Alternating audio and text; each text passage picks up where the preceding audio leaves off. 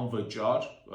վիրահատություններ եւ հետազոտությունների ցանկը եւ ովքեր կարող են դրանից օգտվել։ Ամենաառաջինը կսկսեմ տարածվածներից, այսինքն ուժային կառույցների աշխատակիցները, զինվորականներ, ոստիկանության աշխատակիցներ, ԱԻՆ-ի եւ այլն։ Սոցփաթեթի շահառուները, ապահովագրություն ունեցողները, նպաստառուները։ Ծննդաբերությունից հետո մեր սիրելի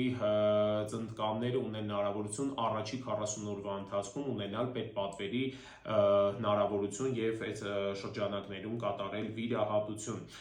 Իհարկե, Արցախից տարհանվածները, հաշմանդամության կարգ ունեցողները, պատերազմի ժամանակ ստացած վիրավորում, ովքեր որ պարկել են հիվանդանոցում, այսինքն ունեն էպիկրիզ, իրանք նույնպես ունեն հնարավորություն, իհարկե փոքր սահմանափակ, բայց ունեն այս հնարավորությունը, ինչպես նաև սիրիահայերը։ Ուսանողներ, ովքեր որ մինչև 24 տարեկան եւ ում ծնողները պատերազմի ժամանակ զոհվել են, եւ երկու կողմանի ծնողազուրկ երեխաները, ովքեր որ կրկին ուսանող են, իրենք նույնպես ունեն այս հնարավորությունը։ Տղաները նախազորակոչային շրջանում ունեն հնարավորություն եւ ինչպես վերջերս հայտնի դառավ, նախարարությունը 2026 թվականից արդեն տրվել է հնարավորություն 65 տարեկան պլյուս քաղաքացիներին անվճար վիրահատություններ եւ հետազոտություններ կատարել։ Առողջ եղեք, ժամանակին դիմեք մասնագետներին, որպեսզի խնդիրը չբարդանա եւ չհասնի վիրահատության։